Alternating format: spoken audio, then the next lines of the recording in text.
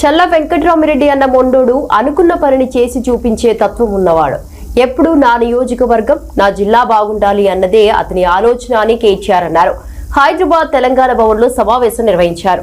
అధికారంలో ఉన్నన్ని రోజులు తన స్వంతానికి ఒక్క రూపాయి పని ఇవ్వమని అడగలేదని, ఏమడిగినా నా అలంపూర్ కోసమేనని చెప్పేవాడని పేర్కొన్నారు.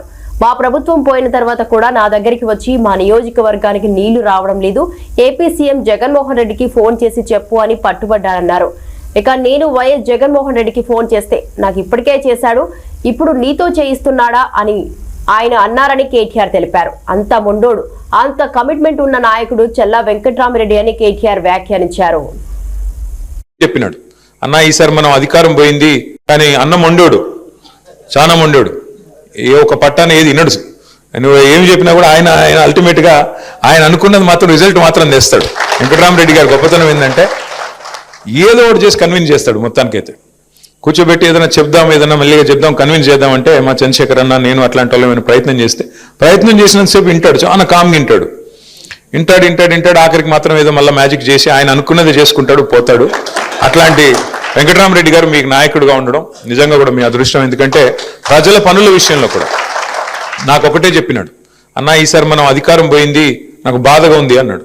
ఎందుకన్నా ఏం బాధ అంటే, లేదన్నా నేను చాలా కొట్లాడినా, ప్రతిపక్షంలో కొట్లాడి అలసిపోయిన, నిజానికి ఈసారి గవర్నమెంట్ వస్తే నేను మా అలంపూరు చరిత్రలో ఎన్నడూ జరగని అభివృద్ధిని చేసి చూపెడదాం అనుకున్నాను.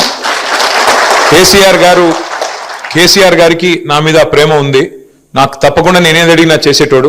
బ్యాడ్లకి ఏంటంటే నేను కొద్దిగా లేటుగా, నిజానికి ఒక దశలో నేను రాజకీయమే వదిలేద్దాం అనుకున్నా, కానీ కేసీఆర్ సార్ నన్ను పిలిచి ఎమ్మెల్సీ ఇచ్చి నన్ను కూర్చోబెట్టి నువ్వు ఉండాలి వెంకట్రామ్ అంటే నేను ఉన్నాను.